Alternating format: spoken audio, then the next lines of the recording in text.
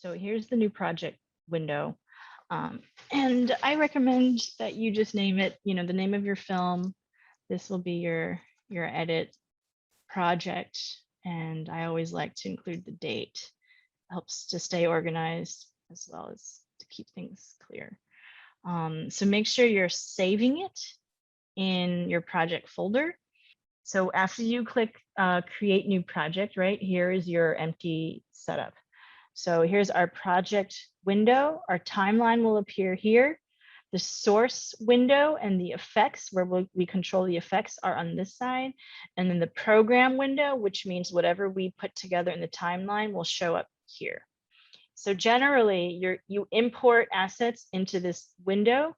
If you double click on them, they show up in the source, right? Because this is the source of the files. And then you trim and edit, you pull them into the timeline, and then you watch it in the program view. So up here, you have basically template layouts. You can move these windows around and reconfigure them any way you want. And then up here, depending on the task that you're doing, you can use the templates created by Adobe. Going back to this, and I'll click and drag this back to where it was. This is how I like to work.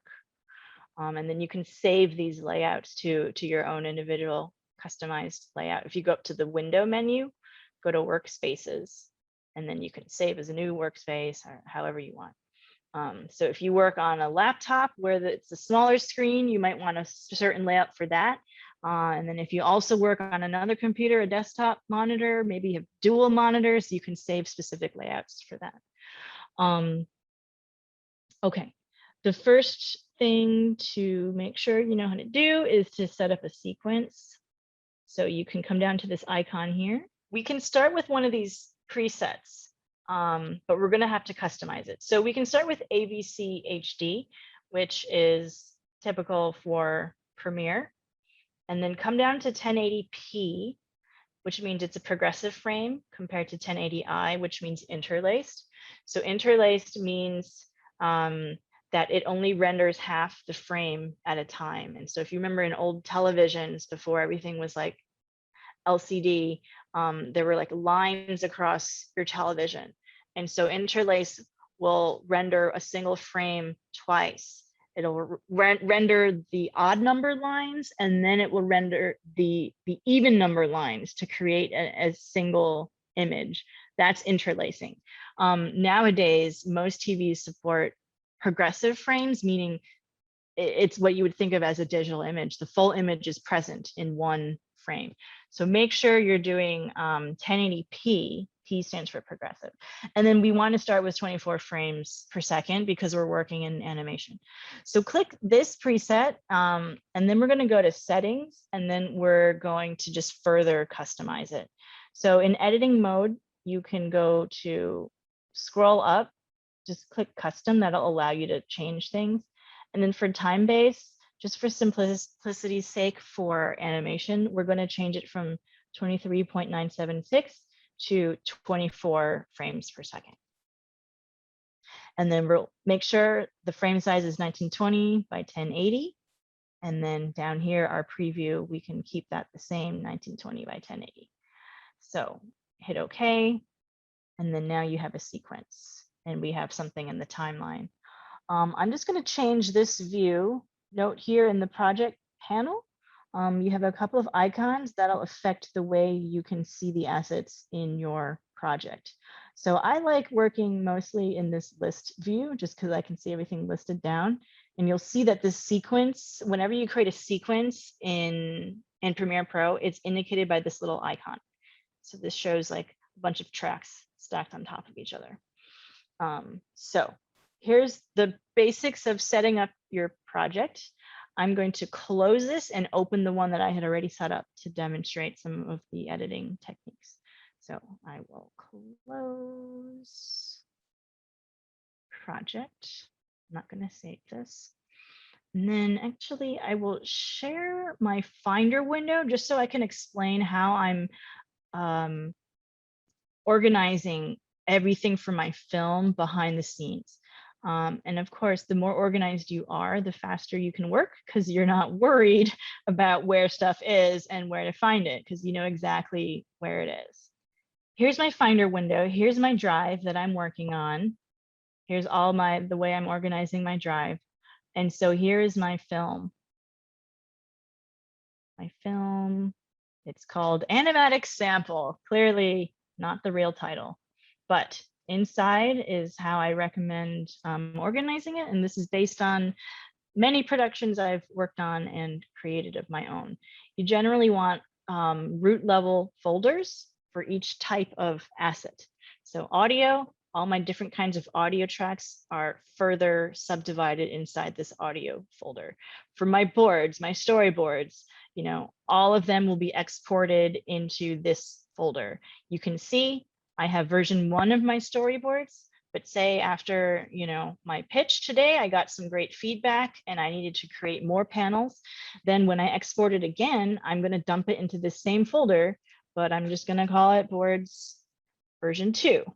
So file names are just super, super important to keep track of. Then I have a design folder. Eventually, I will make my style frames, keep them in design. Any concept art, any sketches, I'll just keep them all in this general design folder. And eventually, depending on my animation process, I may have character designs in here. I may have props and background designs in this folder.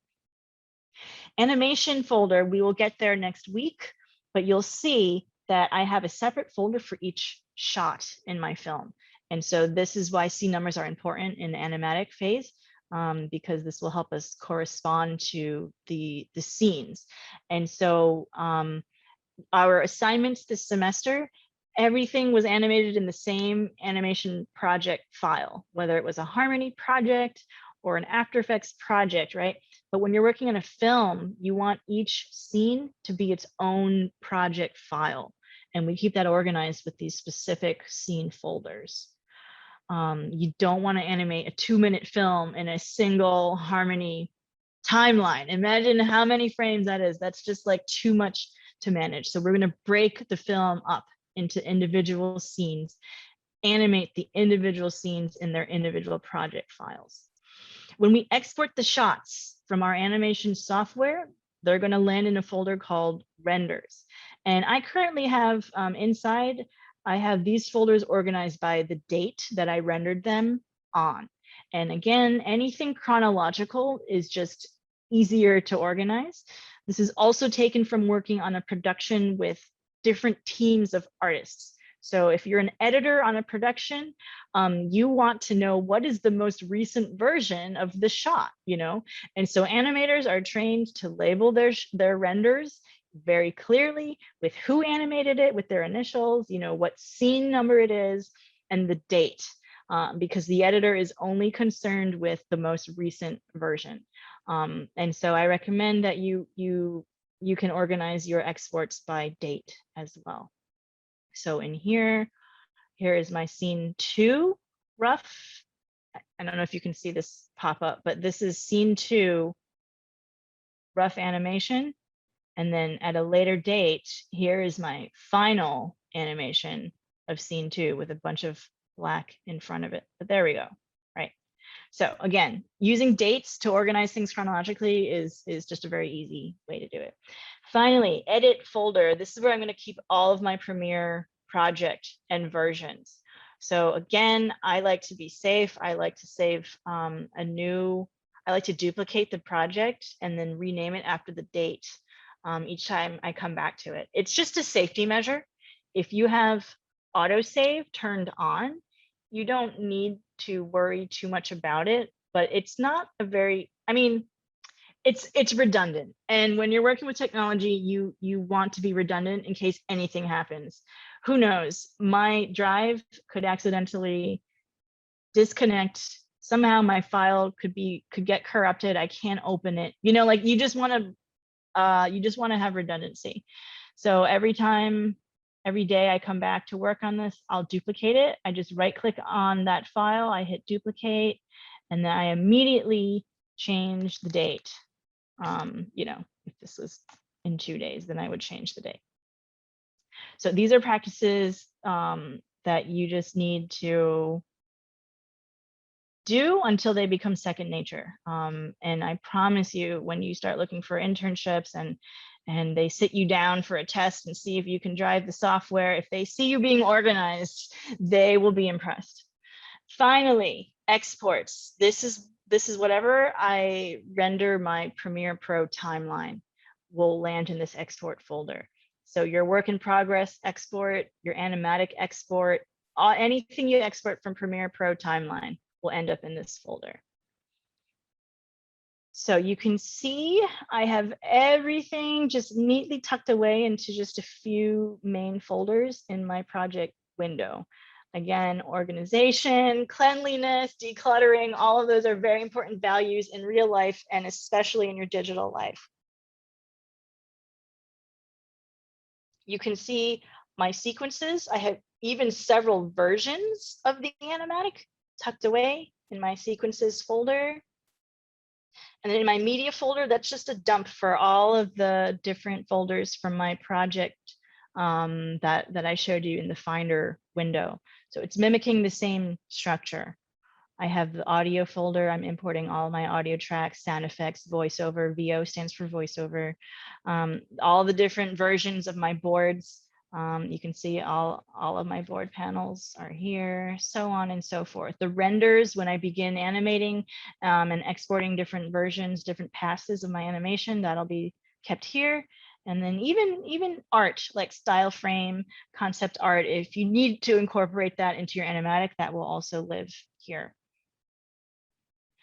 So let's assume that I created a new sequence, and I'm going to start with this version here. And my film is dialogue driven. And so I'm going to edit the dialogue first before I cut in any of the panels. So I have a script or I know it in my head. I've imported my audio tracks. A quick way to import is either to go up to File menu at the top, go down to Import here, or just memorize the hotkey, which is Command I. And then you can navigate to the same folder, select your files, click Import, which I already did. So I'm just going to cancel. You can also drag things from the Finder window right into this project window if you had to like work really fast, but this is the more official and clean way to do it. So I'm going to cut my voiceover first. I recorded my actors separately. Even if they happened to be in the same room when I recorded them here, but I had the audio engineer separate their voices onto different tracks. So for those of you who took sound image, you'll know what I mean. If you're recording friends on your own phone, it's best to record them separately so you have more control in editing. So here is my character. So all I did was just double click on my character track and it brings it up in the source window. And you'll see there's two icons here. I can click and drag this audio frame and you'll see it'll appear in my audio track.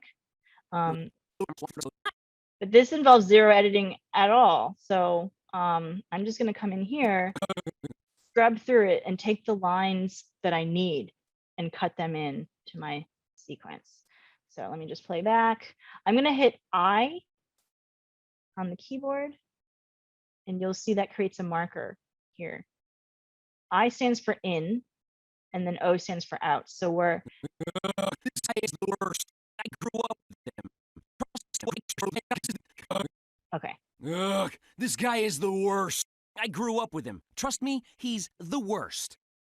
Okay, and then I'm going to hit spacebar to pause, hit zero. I'm sorry, hit O on the keyboard. I and O on the keyboard for in and out. So now I've selected this little clip. This is the first line of dialogue in my film. So in my timeline, now I can click and drag this over to the audio part. And you see, it will only show you that tiny bit. So I can zoom in here and I can press plus and minus to quickly zoom in and zoom out.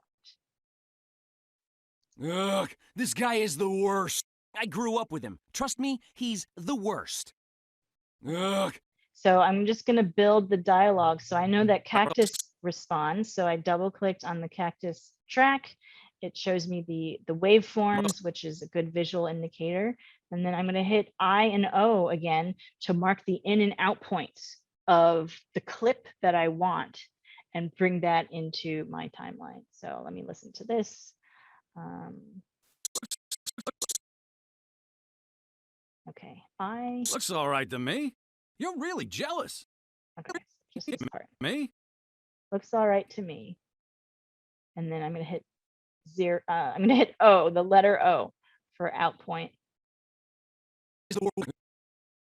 And then, so remember, I showed you can drag this, physically drag it from your source window down to your timeline, right? But actually, Cactus's line here where he says, looks all right to me, he's actually interjecting with Will's first line. So here's how we can kind of make that splice, make that insert edit pretty accurately. I'm going to play back in my timeline, just hit spacebar. Ugh, this guy is the worst. So right there, Cactus is going to interject.